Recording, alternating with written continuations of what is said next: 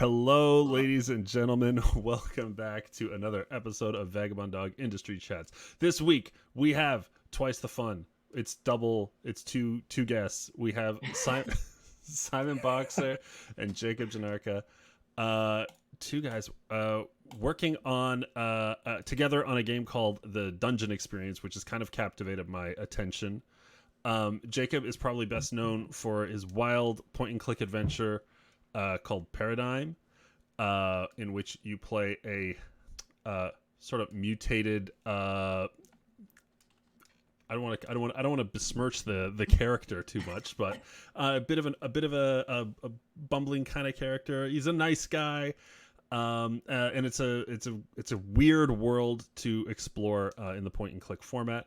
And Simon is creator of a game called Ring of Pain, which is a roguelike dungeon delver card game where you've got these a randomized or array of cards in a circle, and you have to fight your way through them and then go left and right. You know, there's a lot of tactics to it. It's a very mechanically dense game to try and explain all in one shot, but I really enjoyed it. As somebody who likes card games and thinking while I play. But yes, welcome, guys. Apologies for destroying your games just in description. And please... That was pretty good. It's okay? All right. But please tell the people what is the Dungeon Experience, so I don't have to butcher that one. No, I appreciate you explaining all the other stuff. I trip up on it because it's been a while since this was released. So I'm like, what is what game again? Mm-hmm. What did I make? Yeah, the Dungeon Experience is... this is another thing I haven't pitched for a while because we don't go outside anymore to do Right. We never talk to people. Yeah. The Dungeon Experience is like a narrative adventure game where you come across a level 1 mud crab who dreams of running their... Oh my god, It's a low-level RPG monster Yeah. that aspires to be an entrepreneur and has created a sort of theme park, an interactive theme park phenomenon called the Dungeon Experience. One thing though, I was thinking about pitching it in a different way as well, that it's a Dungeons and Dragons multi-level marketing scheme. It's just like the short pitch for that, but right. I'm not so sure yet because it kind of gives away a little bit, but I think it's an interesting thing to say immediately to people. Right. And okay, so I mean, I think one of the things that we should probably hone in on is the fact that this is a comedy game with the funny ha-has, and or it seems to. I mean, I haven't played; it's still not out yet. It could be the most serious game in the world. I can't tell. Yeah. But it is comedy, and I notice a lot of similarities in the sort of style of comedy between Dungeon Experience and Paradigm. Obviously, a little less similarity in the comedy experience between Dungeon Experience and Ring of Pain. But yeah, I guess that's kind of where I want to start this conversation. I've done a comedy game myself. And I've always found comedy in games to be very tough, especially because, you know, the more freedom that you give players, the more control you give players, they can absolutely ruin a joke or a gag by messing around with timing. They can, you know, especially you guys are doing first-person perspective, they can be looking away, you know, while the good stuff is happening, and it can be really hard to pace the flow of a joke. There's a rhythm and a timing to good comedy. So I'm curious, what was your approach to handling this? I mean, this is a very broad sort of challenge to tackle, but I want to know how you guys think you can nail what I consider one of the most daunting tasks in game development. Yeah, I mean, it's really difficult. Both of us, especially at the beginning, it was just a lot of trial and error. First person game, I actually initially wanted to make this game because I felt that there was a lot of potential for comedy in first person, which was a lot different to a point and click adventure game where you have gags where you just like click on an object, the character will like set up the joke, punchline kind of thing, while the first person allows you to like set up jokes, like a lot of visual jokes by looking around and a lot of interaction with like objects in the world that you can kind of pull a lot of comedy out of. It's hard to explain as well because it's like approached in quite an intuitive way, as opposed to like we haven't like been trained in comedy or done improv or like any of that kind of more formalized like how do you be funny. It's just like we have a similar sense of humor as well in a lot of regards, and it's like how would we make this thing funny in the game? Like how do you present an interaction that gives the audience the kind of surprise that needs to like break expectations in a funny way? Right. And Yeah, totally. One of the go on if you want. Oh no, it's okay. No, you're good. Okay. One of the things that I've always found, when a player is engaged in a comedy game, I think part of the design or the punchline work, I think, gets put upon them in a way. The design of the sequence needs to like set up the player to land a little bit of it in order to have that sense of agency. Like it can be very easy to like, and I know you're obviously a huge fan of point and click adventures, having made one and several amazing prototypes for things. That kind of structure where you can, just have characters riffing back and forth and telling the joke is, lacks a lot of agency. Are there things that you guys are doing to inject agency into the experience and letting players interact with the comedy?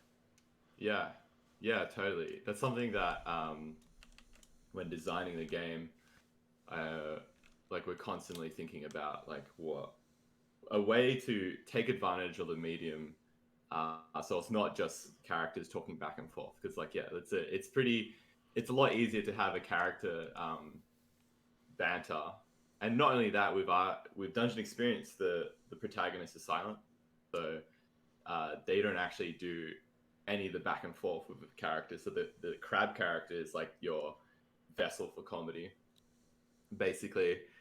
So a lot of time what we're both trying to do is kind of have a lot of mouse triggers on when you're looking at something. So like that's kind of how like we'll be setting up jokes with like interactivity. Like you were saying, like, oh, the character could be like looking over here, but I make sure the player is looking at something, but I'm not forcing them with the camera. I basically get them to look at something, like using, like signposting and stuff, something like that. And that's how you like set up the gag, or using like picking up an object and putting it on something is like part of the gag. It's like a really simple like interaction, but the casing around it is like what makes it funny, and like you're interacting with the world. I don't know. Hopefully that answers. No. I think you could also like the comedy part can be staged, and then if you've built like given the agency around that, so it could be like a mini game that like the entry or exit of it is funny, but the actual mini game is like not like that's doing the thing, but Right. it's sort of like a part of the joke just inherently. Like, but yeah, there's a whole variety of different ways that like jokes are put in, or like entertainment is put in. like I'll give one example where you're not being able to let into the reception of the dungeon experience, and the crab is basically giving you a task to cover a character which is in the room that you're in, who's like broken their legs and from falling through a ditch. And the so the idea is that like the health inspector is coming, so it's like, I really need you to help me out, man. Like, can you cover this character in the drop room? So you're picking up like objects from the trash and like covering this guy who's broken his legs. Oh, but he's yeah. like that sounds really dark in Yeah. but he's kind of like loving it. He's like, enjoying the situation. But like a lot of the comedy comes in with like what objects that you're putting on the character like triggers different events. That's it's like a simple interaction that's like giving you the kind of comedy from that situation.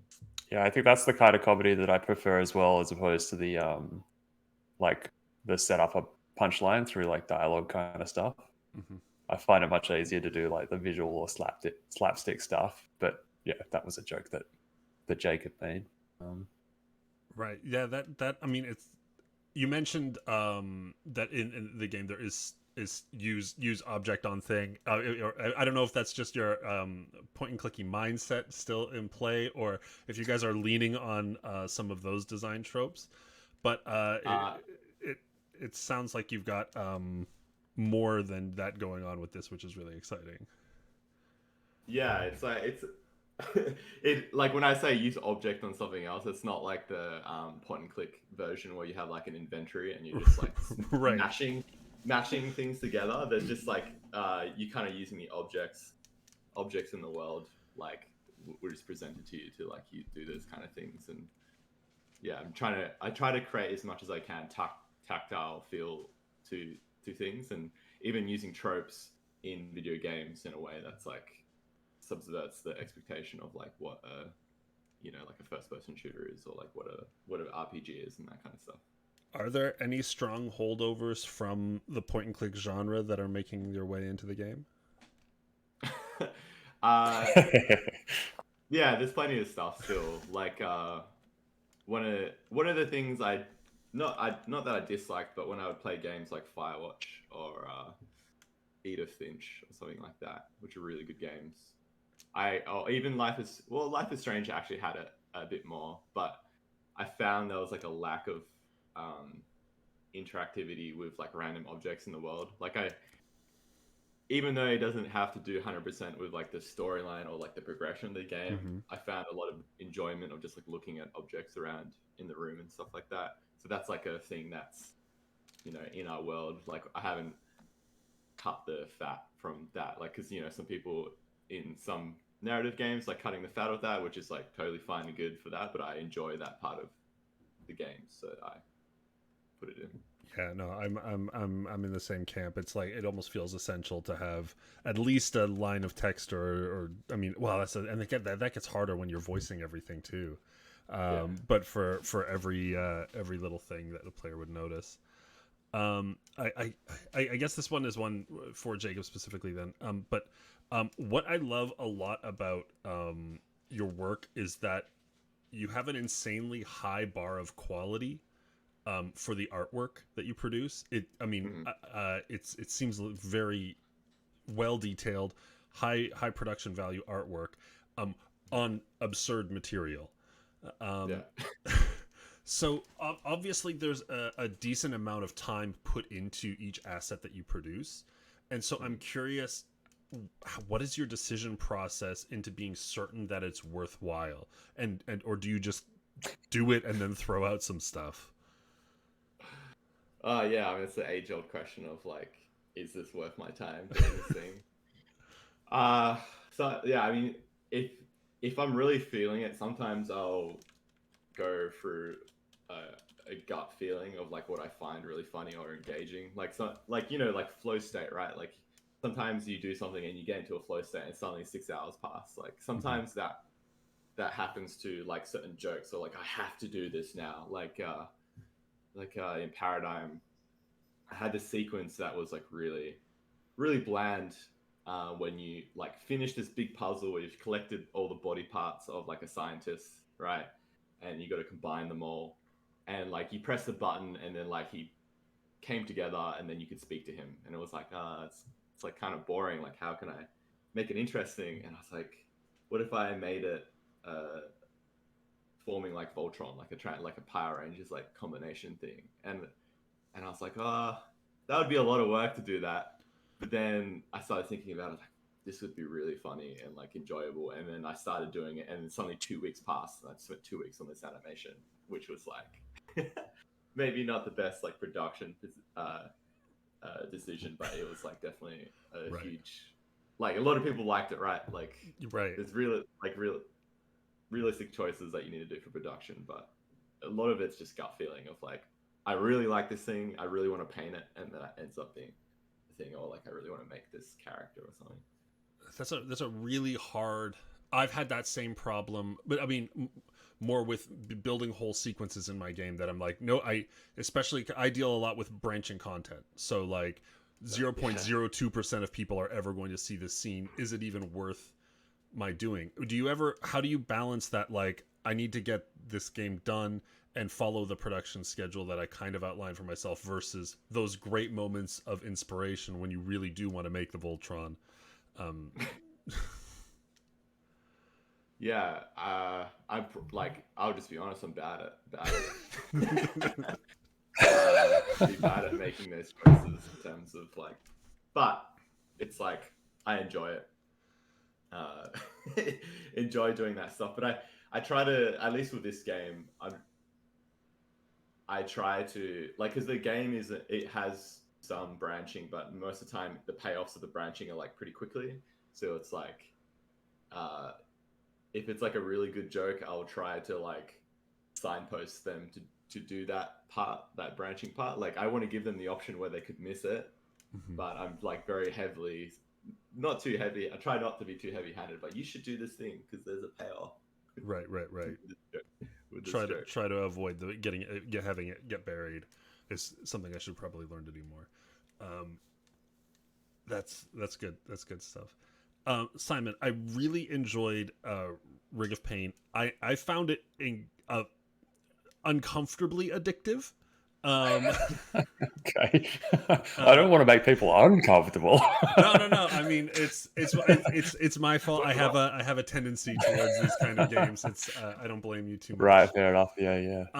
But we tried to take out the grind at least. We didn't want it to be grindy, so that's the main thing. Yeah, no, I didn't feel like there was a gun to my head to keep playing it if that was the intent. Yeah. I have a very hard time articulating when I get hooked on why I get hooked on something. So I'm curious to hear from you. Like, what do you think it is about the design of Ring of Pain outside of the traditional roguelike stuff that makes it so sticky? Yeah, it's that's an interesting question. I think we were intentionally going for like really accessible short play session sort of stuff, and it's so brutal that like people can die in under 10 seconds. People starting out like yes. So like when a run is just like under a minute, I think that is maybe a thing that causes people to just be like, oh, one more try. Like when things are so short to complete, and like the average completion time is probably like 25 minutes or so. Some people deliberate every decision and like play a run through for over an hour. I think the fastest person to complete the game completed it in 6.5 minutes or something ridiculous like that, which is just insane. But yeah, I think it's that like one more go sort of try, and it's not something we specifically set out to intentionally be like, oh, we're going to make this addictive game. I just wanted to tell like an interesting story over sort of a new format of strategy game. Like we wanted to make, basically I wondered like, what would a dungeon crawler be like if you took out all of the empty tiles, all of the like walking through blank hallways? What if that part is like kind of redundant? And so removing it just brings every encounter to you, and then you can play through it. We take out like the maths, we show the outcome and all that. And so just like really distill down a dungeon crawler and see what comes out. And it just happened to align with the goals. And some people describe it as addictive in a positive way. I don't think addiction is like a positive thing, but somehow it's become this like, we'll call it compelling. Yeah, compelling. That's better. Addiction. Yeah, compelling game. I'm happy to make a compelling game. Yeah, you mentioned a little bit about the story being told within the game, and there is it's hard for me to call. I mean, I'm a very wordy dev, so it's hard for me to call it like a strict narrative. But there is absolutely something going on. There's a poetry to it. I'm not entirely sure what I would personally call it, but I would still be compelled by it. I would intentionally choose doors that I knew would lead me to more opportunities to ask questions and get some answers. Yeah, right. It was a driving force for me in the game. That's cool. But it doesn't ever get too overt as far as, I mean, I haven't gone through the whole, I keep dying. Um, so I'm curious what role you think it provides, and what your intention with the we'll call it narrative, Sure. within the game. Yeah. So it's got a sort of solid core concept that I wanted to communicate, like in terms of what the characters are and who you are and all of that, that never fully gets revealed. I really like the sort of, well, the Trent Reznor like talked about this when he was talking about one of the tracks getting interviewed, and the interviewer asked him the meaning behind it, and he was like, when I tell you the meaning, it's going to ruin the song. So we like to let players connect the dots themselves. But yeah, so I sort of it was kind of inspired by Dead Cells, how they do like really bite-sized opt-in narrative rooms. You can go and read a little bit from a book or whatever. And also Dark Souls, the kind of like latent lore, just small bits that never really fully explain itself. That was kind of the approach that we were going for. But yeah, it sort of somewhat wraps it up by the end of the game, and the end branches as well. So there's two sort of outcomes. Right. And Can I looking, ask a question? oh yeah, sure. Simon, did you have anyone like send you like really detailed lore like they Oh, explained yeah. what that was, but it Fan was completely reaction? off? Yes. Yeah, there's heaps of theories. They're all really interesting. I haven't seen one that's like fully nailed it, but there's some that are kind of close. Yeah. But yeah, people have all sorts of reads on it. And actually there was one one woman came into the Discord and had a really kind of emotional response to it, I guess. Like she was talking about like past trauma that she had used the game as a way to like read into that and sort of find some healing from, which was kind of surprising to me, but also really like heartwarming that she sort of got that level of immersion and I guess help from the game in a way. But yeah, a lot of people have said like they relate to parts of it for different reasons, like imposing their own sort of life narrative on it, because it is like a story that's about sort of it's yeah, it's got like existential aspects, or like aspects about like dealing with parts of yourself and whatnot. I was once taught that there are three ways that art is interpreted. First, through a historical context, and that would be like, oh, this painting was made in this period because this king owned this and decided that he wanted this painting or whatever. Then there's the common one, which is through the lens of the artist, which is, oh, this is, the artist has chosen to express this about their, their experience or whatever. And then there's the through the lens of the self, which is, this reminds me of my cousin because that time, he fell down the stairs that day, and this is what it brings up for me. I've always found that those latter two are really hard to syncopate, and I actually, now that I'm thinking about it, I view Jacob's work in Paradigm is very much through the artist. Like, I feel a lot of Jacob's personality come through that, like, so intensely. And then through Ring of Pain, I see it is more about through the lens of the self. And I'm curious how those two lenses overlap each other at all in dungeon experience. If it's compatible, if it's incompatible, are you finding that it works? Yeah, I think it's interesting because I definitely, like, early on we were definitely pushing like the character is a vessel that you play through, and that's the kind of same thing I'd done with Ring of Pain, was like the character needs to be this blank vessel for the person to have like relatable experiences. So it's got like slice of life stuff, like, you're an office worker that gets forcibly made redundant, and so I guess in a way it has that as sort of the core that it's built around, and you come across this like fantastical cat crab and that kind of stuff the like absurdity of the actual dungeon experience is maybe more like typical of the lens of the artist. It's like, what can we do to make just like funny jokes here? Like, yeah, I don't want to spoil or anything, of but course. yeah, yeah, Oh, yeah. So it's yeah. yeah, I think it definitely like has an avenue to do both things, like through different parts of the world and the character. But yeah, go on, Jacob. Yeah, definitely. So like the crab character is almost supposed to be, oh, maybe I'll be like giving too much of the meaning to it, like without it being, like the crab character is like a vessel of someone you know, basically, and like you, the player, is like talking to that friend, Right. kind of thing. There is some personality that I inject into the player, so that they like, because it's like inevitable when you have dialogue choices. Like there's gonna be some, like initially when we were first designing the game, it had like 5-6 dialogue choices or something at a time. But a lot of the time they were just gags and jokes and stuff like that, and it kind of muddied the Takes game. away the agency. Right. Yeah.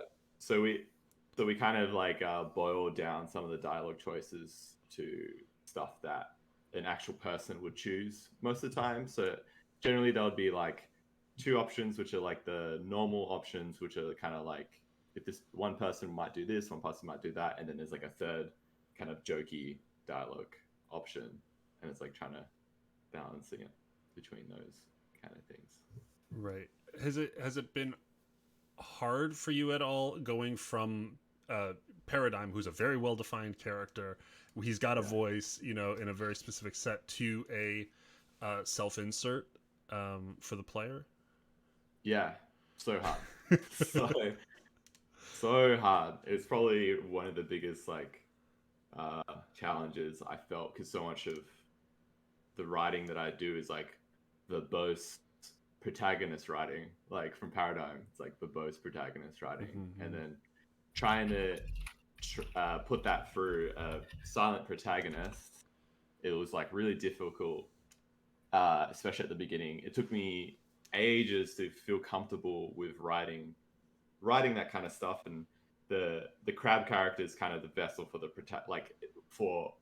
my style of protagonist writing comes from the crab, and like the way that they interact. Like you're almost like in the game interacting with the protagonist.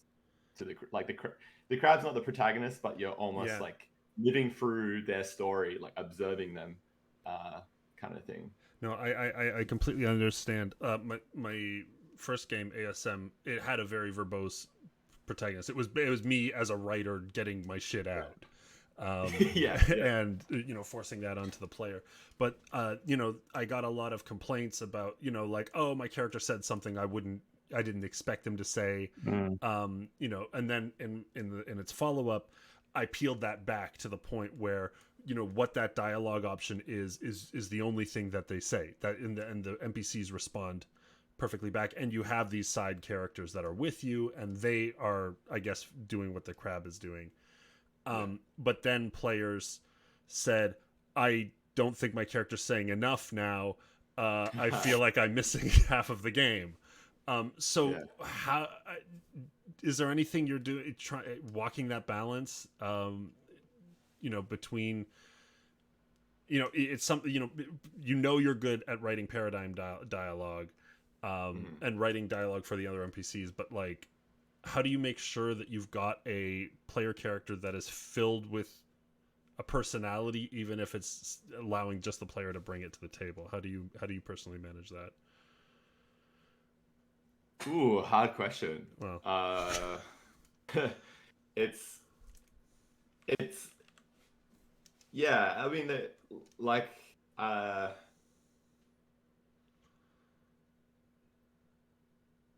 really, I guess really it's just the yeah. I don't know. I like, it's a really hard question to answer that properly. Like, I'm just trying to think, like the tightrope, between that is like, you don't want this vessel of your like first person character to be too vague. Like there is a benefit in terms of like you know, like a huge influence, which is like obviously the game is nothing like it, is like Morrowind or Oblivion, right?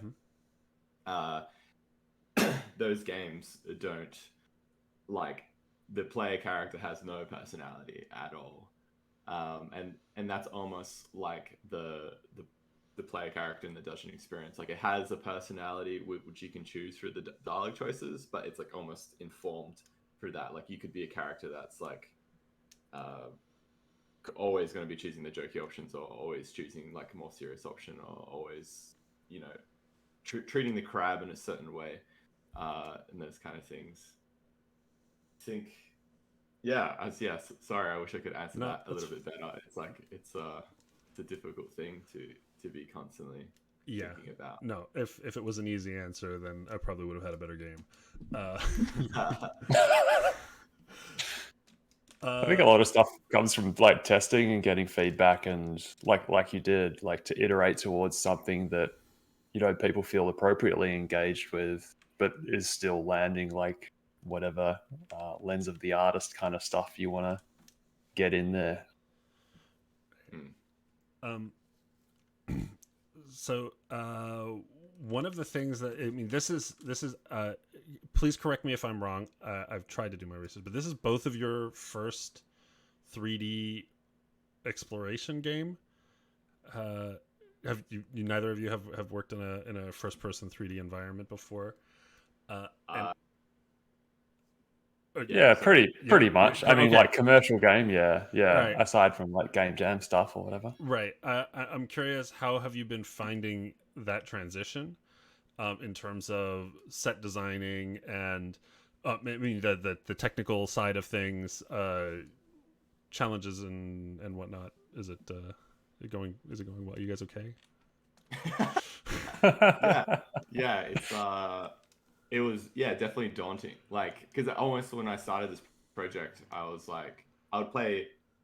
Yeah, the reason why I kind of, at least when I wanted to make this project, was just because I was playing Firewatch and Life is Strange and being like, wow, there's so much potential here to make something interesting, and not necessarily follow the point and click formula that's like, you know, puzzles and that kind of stuff. And I was like, I want a challenge because I've never done 3D before. So I just taught myself 3D, and I wanted to learn Unity. So like Paradigm was made because I initially didn't know how to draw backgrounds. So I was like, all right, I'm going to make a project to draw backgrounds. And then I was like, oh, I can make a game from these backgrounds.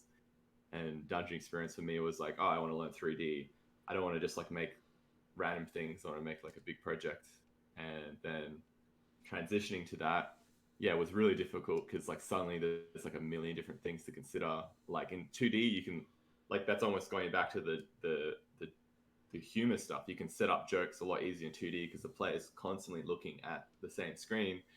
So you can set up visual gags or any of that kind of stuff. But in first person, you have to be looking in the right direction. And like going through that, and a difficulty was like figuring out, because it's a narrative game, the balance between like actual interactivity with just narrative stuff, or that constant balance. Because like some people were like, why don't you just have like a puzzle in here, and it's like no gameplay at all. But then if you add gameplay, people are like, why is this gameplay in here? It doesn't mean anything. And it's like constantly balancing those two things all the time. So that's a really difficult thing, at least I found, of just like not having the crutch of puzzles to create gameplay, and now I have to make the narrative really interesting and create something around that as well.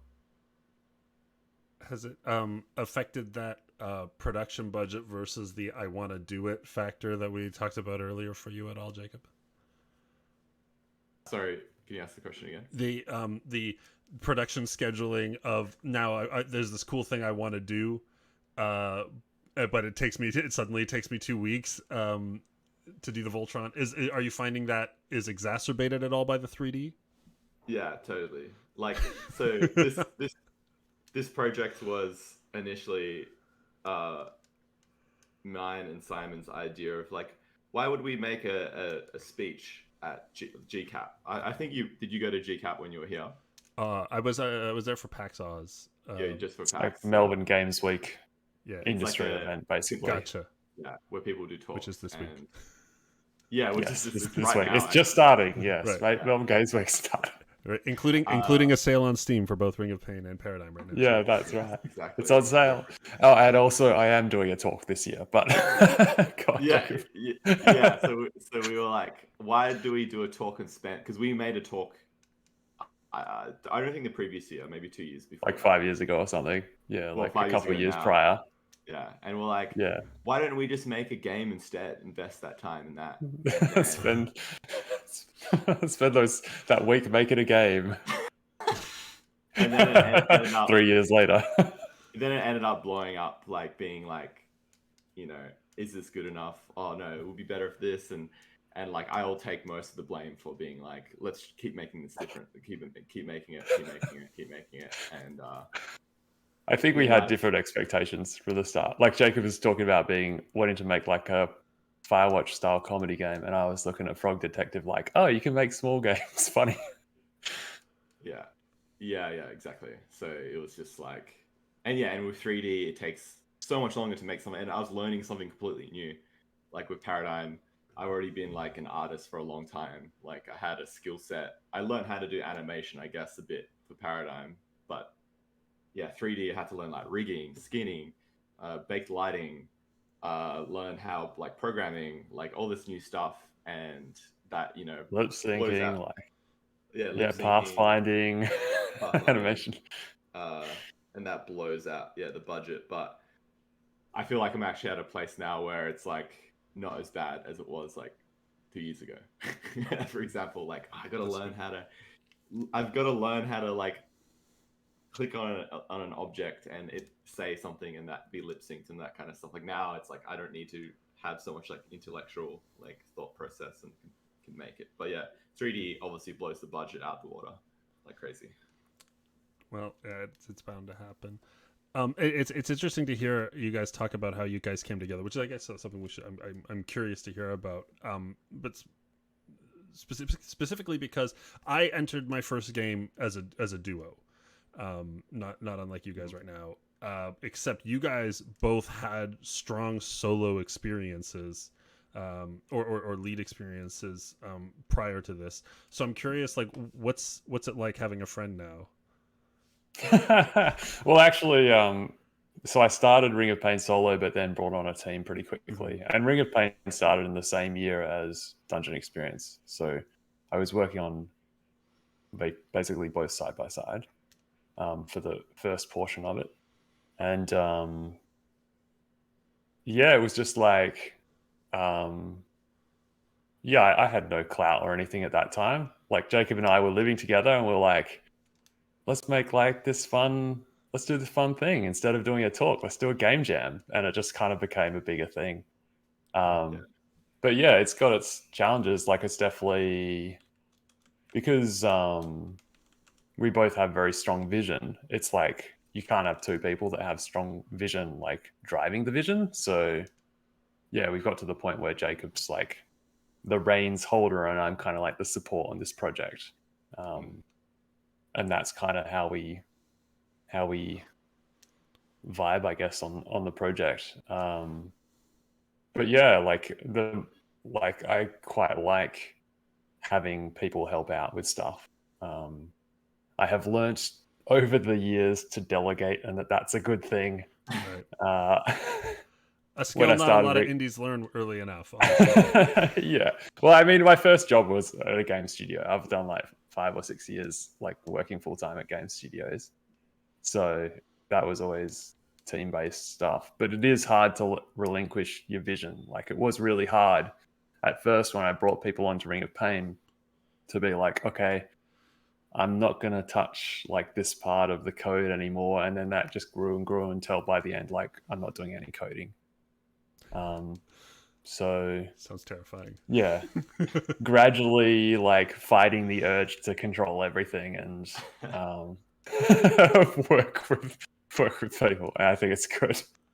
No, I think Simon explained it pretty well, and I think from like the positive sides of that as well, it's like it was nice. It was because like since I did it mostly solo, and when we were working together, it was like the craziest feeling to be like, someone else working on something and being like, oh, something else is done and I was just sleeping or something like that. You know, like you're so used to when you don't in a completely solo project, you're so used to if you're not working, like nothing is getting done, and it's like almost like anxiety inducing because like, and especially when you work on one thing, something else doesn't get done. Like if I'm working on an art thing, suddenly the game is not being built and it's like not like progressing. Like it doesn't feel like it's progressing, right? Like I feel like huge progression comes from the actual playable parts, but you can spend like 2 weeks on something that is nothing to do with the playable stuff and it feels like you made no progress. Like, because like if you were to show someone like this playable part and then you could spend like 2 months just like making the art for this room, it still doesn't feel like more of a game. Like almost sometimes. Yeah. I think you also get like higher quality ideas when it's like bounced around. But sometimes you go along like random tangents. Like we were discussing how it could start at one point and this whole sequence has been scrapped, but we thought it would be hilarious if like the character had this big skateboarding accident and ended up with a skateboard like lodged inside their chest cavity. And then would get like x-rays to show like this was the reason that they were sort of like fired from their job for this like unknown skateboarding accident. And it just turned out that no one understood the joke and it wasn't funny when it was in the game, but like we found it hilarious when like trying to discuss it and brainstorm it. Yeah, that's an example of like something that can be so funny. Like we were like on the floor laughing about this joke. Like my side was hurting, yeah. Yeah. And then when we executed it, it was like no one understood the joke. Like I'm sure if we polished that sequence, like that joke could have hit. But from its like pure thing, like no one understood it. And plus it made no sense. Like that was yeah, it was a bit too absurd. That was something that had to push and pull a lot with the game, was like the absurdity overshadowing the actual story, where like it's a problem I have a lot, is where I put too many jokes into stuff and it makes nothing matter because there's jokes all the time and it disengages people from things. Right. Need contrast, yeah. Right. Yeah. If you've got no ground beneath you, it's really hard to walk forward. But it's good to hear that you guys are at least entertaining each other in the concepting. I mean, that's one of the beautiful parts about of a partnership. But I'm curious, how do you guys find that your skills complement one another? Like, what makes this a really great partnership? Why did you guys decide to work with each other?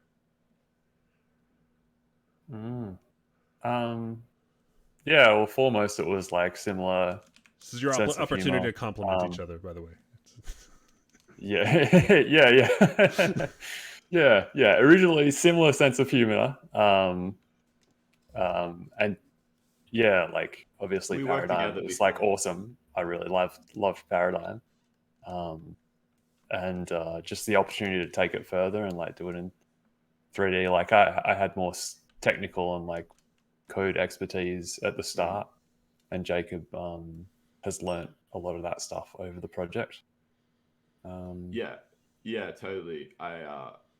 Like when we first started, it was like, yeah, Simon knew a lot more Unity than I did. He knew a lot more programming, and we also collaborated on like a speech before this.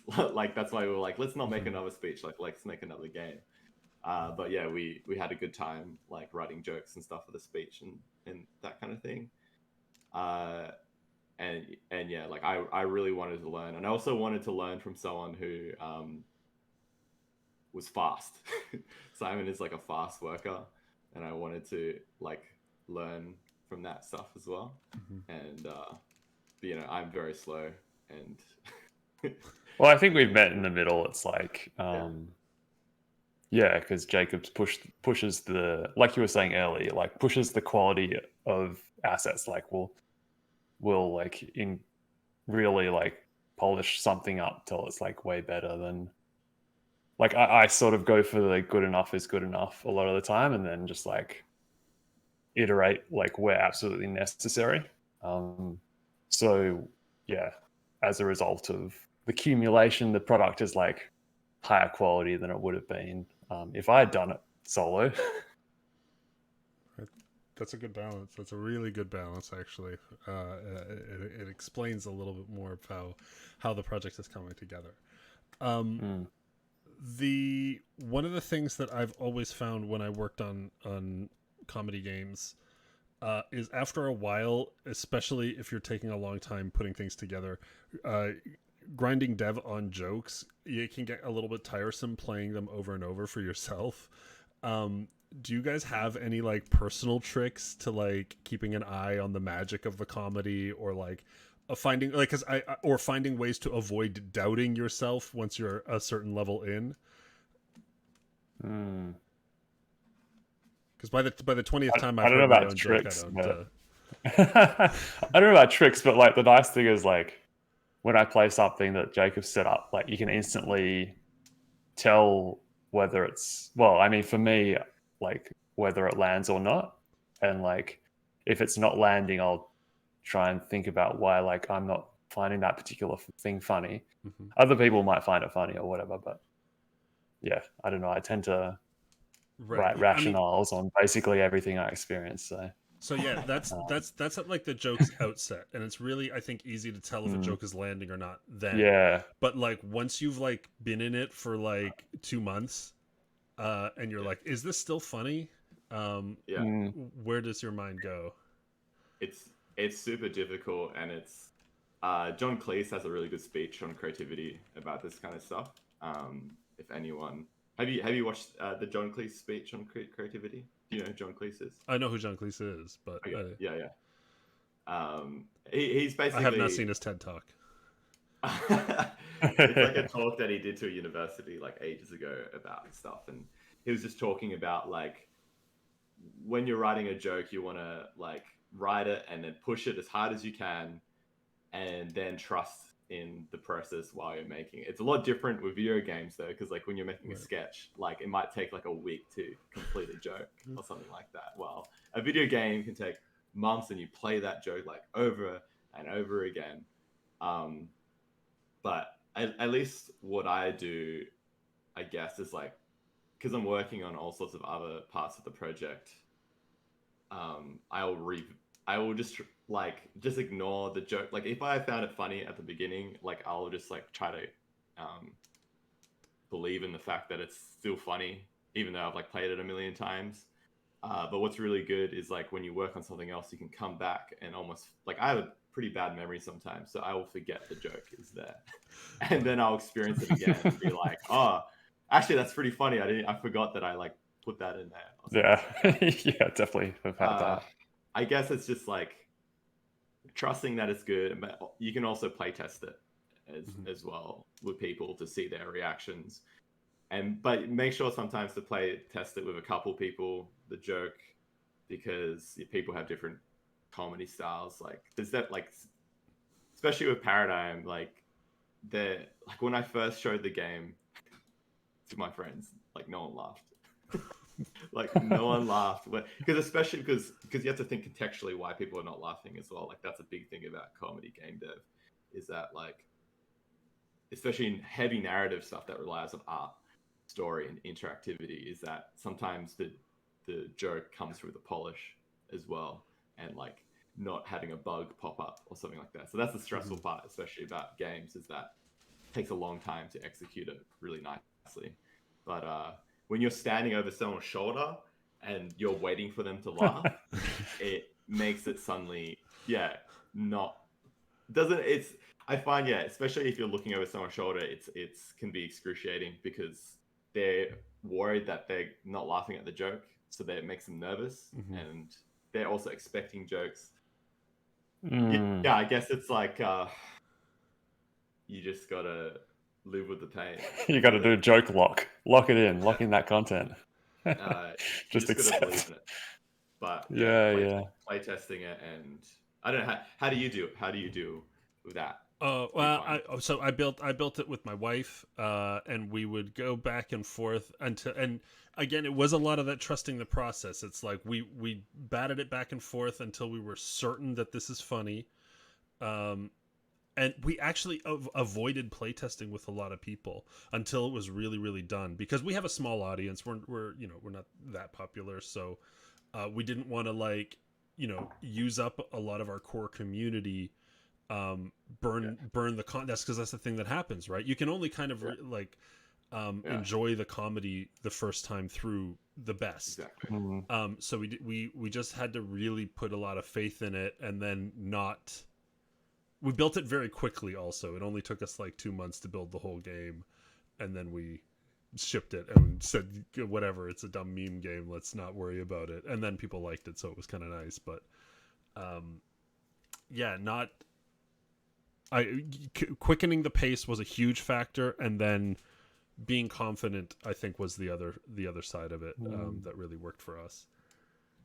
Yeah, I think there's something to be said about like Jacob touched on it, the context of playtesting can often give you just like wildly inaccurate results as to what you want. Like the context of someone buying your game and playing at home is like they've set the time aside to do that thing. Whereas if you're like at a lunch or whatever and you hand someone a device, it's like, okay, you've got 2 minutes to try this thing, and it's just completely different. And yeah, it's really hard to test, and often you don't really think about those kind of variables. So I think your approach sounds pretty good, of not like burning your fans too early, kind of thing. It's tough when you do narrative content, especially somewhat linear narrative content. I mean, we also had this huge problem, and I'm curious to hear your take on it. But people streaming our game, right? It's a comedy game. Yeah. They played the game we've had millions and millions and millions of impressions and views on YouTube and Twitch, and I wish that would have translated to millions and millions and millions of sales. But it's one of those things where the experience is kind of had, and I'm curious how you guys are approaching that with Dungeon Experience, so that there's still some. You mentioned a little bit of the branching stuff, but I'm curious to your approach to that very serious market anxiety that I have over these kinds of content now.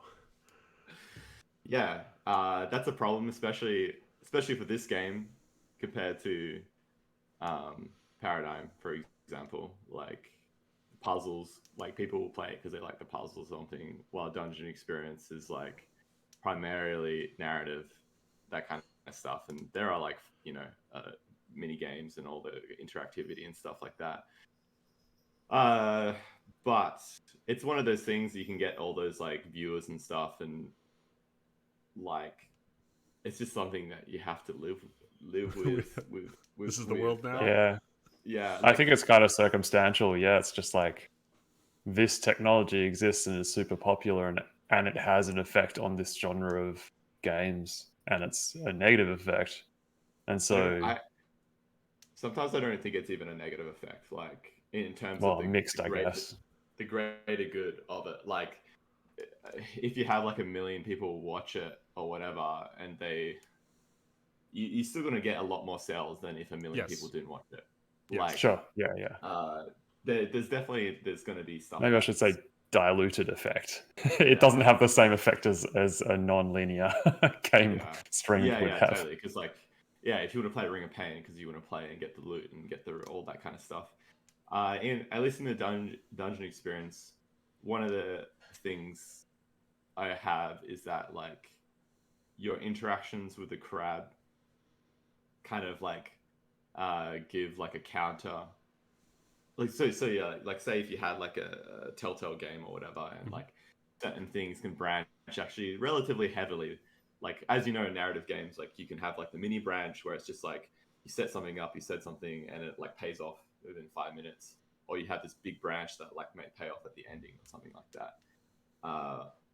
A lot of the payoffs are like small payoffs, but one of the bigger payoffs is like the way that you interacted with the crab is that if he likes you or not, like if you're treating him as like a friend, basically, and like the more ways that you are nice to the crab remembers that. Like the crab remembers that comes up on the screen, and that's just kind of I guess a branching thing that will have like an effect at the end of the game. So it's like not like branching, it's like crazy kind of stuff.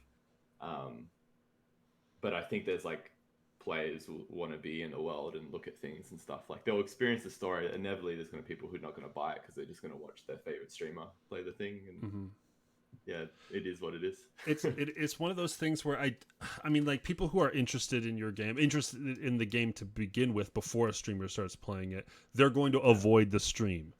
So that they don't have to, they don't get it spoiled. Oh, hey Terry. Yeah.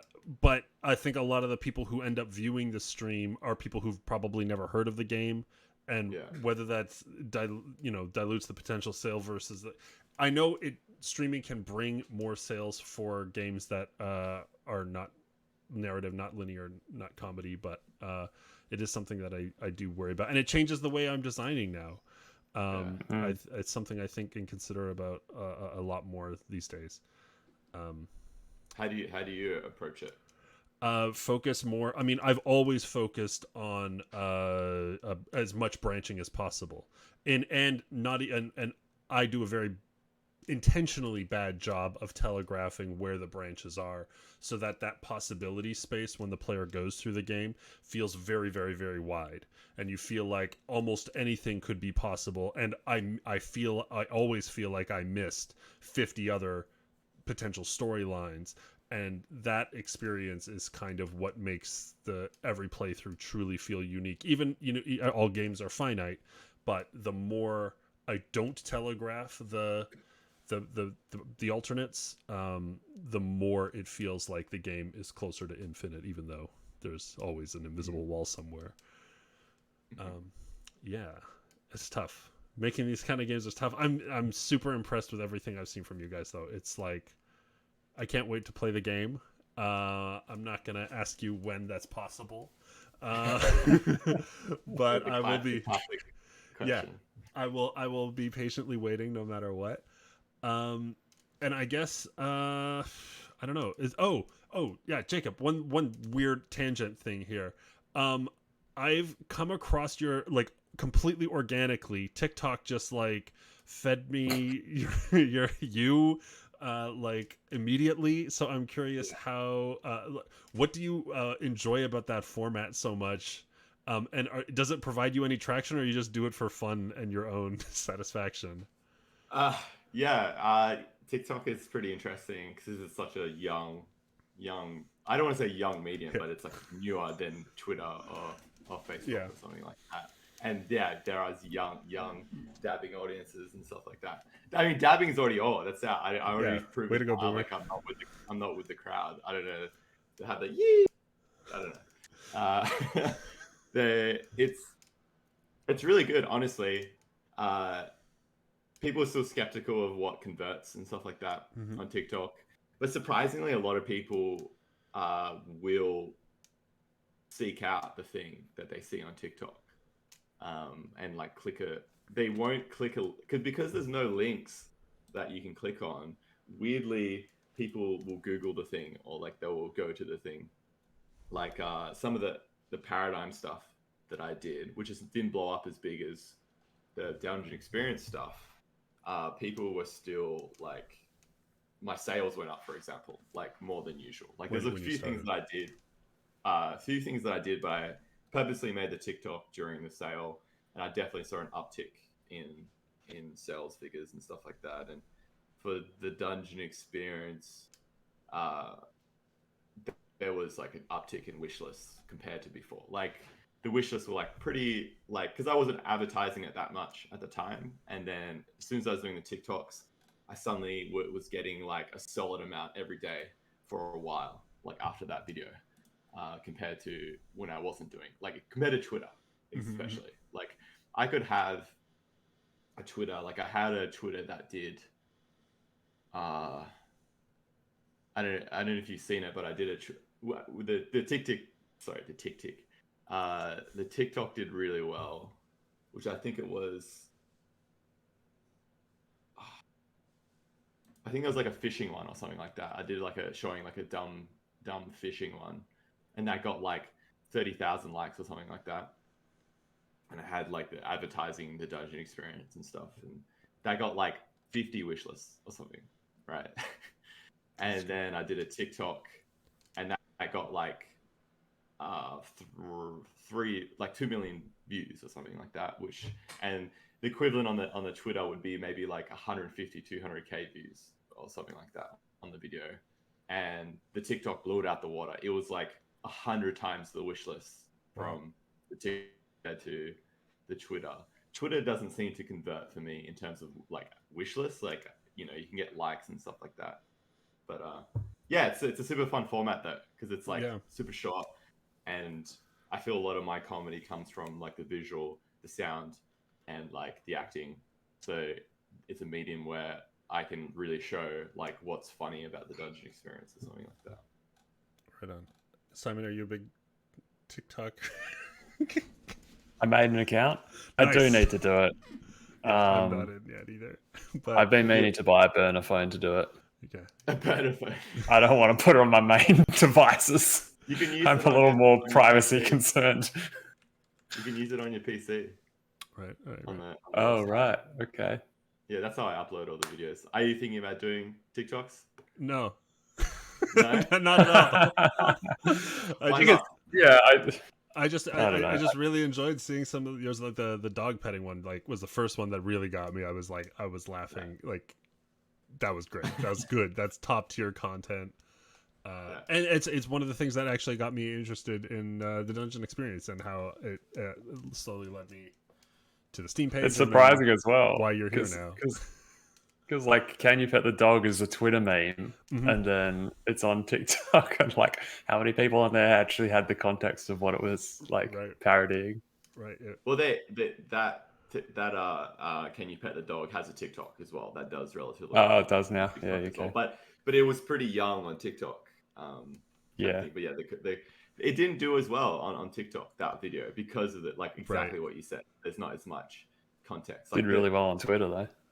It did really well on Twitter, but yeah, like the stuff that original, like that's purely about like the meme context, like did way better, kind of thing. Yeah, I feel like Twitter now is just game dev LinkedIn. It's not really your audience, and then Well, it TikTok is depends probably on your the- actual audience. I think people's mileage varies on the thing, Yeah, especially if it's you're also old. Yeah, it's tough. I don't know how to reach people anymore. I feel like I feel very, very old in the whole ecosystem now. But that's life, baby. That's the way it goes. Age increases, number go up. Number go up. Guys, I think it's time we start winding down a little bit. But is there people who are interested in Dungeon Experience? Obviously, go to Steam page. Anything else they should be looking at, keeping their eyes on if they want to see updates and beg for? Yeah, what do you reckon? I guess just follow us on Twitter. We'll be tweeting all of our things, or TikTok, I guess, for Jacob. Yeah, we'll be sharing our stuff. Follow follow Jacob Janerka on Twitter and SBoxel on Twitter. And check out the TikTok as well. TikTok probably has I post it on all the content. Someone's asking, can you date the crab? No, in your fan fiction. Yeah, that's true. We actually did have before we knew what the game was, we had all these sequences where you help the crab find a date and stuff like that. We had this whole scene where you're at a restaurant and you're helping the crab throughout the day, kind of like the Always Sunny situation where they're trying to help Charlie in the restaurant. I don't know if anyone have you seen Always Sunny? Some, but I don't know with the barista feeding information. Nah, he's okay. He's anyway. I think they try to get him to date because they're trying to get him away from the barista. Gotcha. Makes sense. So no, we can't date the crab. You can't date. No, that's not part of the core narrative. It's debatable. It's I don't want to. What is a date? The game. But crab just wants a friend. Yeah. Start at friend, then move to relationship of a greater significance. Since it is Melbourne International Games Week, any shout outs to your fellow Aussie devs? Yeah, geez, everyone's participating. There's been a lot of good Aussie games come out this year. Actually, Forgotten City, Unwrapping's coming. Oh, Unwrap, sorry. Wait, Unwrapping, Unpacking. What am I saying? Oh yeah, that, Unpacking. Unwrapping is the DLC. The new game. Yeah, Webb's just released. Web is cool. What else has been coming out? That's a lot. So many good things. That's a lot. Yeah. Roads. Enchanted later this year. Yeah, there's a lot of games. It's like hard to remember. Like I honestly feel overwhelmed. Like how many games the people I know like coming out in the past like 6 months or something like that. I'm like, oh my god, why is this not me? Why aren't I releasing? Yeah. Yeah. One day. Yeah, Dave making Hyper Drifter. Dave and Barney. Oh yeah, they're in booth. Games Week. I think he's actually streaming right now for Games Week on the Games Week page. I think I saw him a tweet just before I jumped on here. Is he on Twitch? Or just Steam? On the Steam Gotcha. Steam sale. Like they've got the Steam Steam Broad. stream thing. The Drifter. Shout out to my other game, Floppy Gun.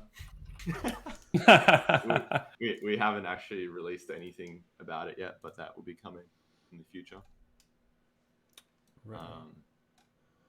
Well. Yeah. Yeah, he is streaming right now. The Drifter on Steam. Catch Dave. There you go. You can go from Twitch to Steam. Yeah, play the demo. It's a very good point and click.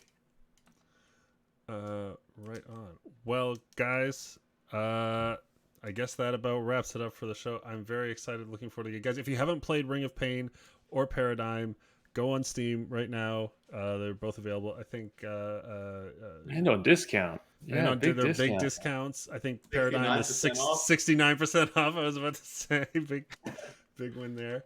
And yeah, thank you guys so much for coming on. It was really a lot of fun. I really appreciate it.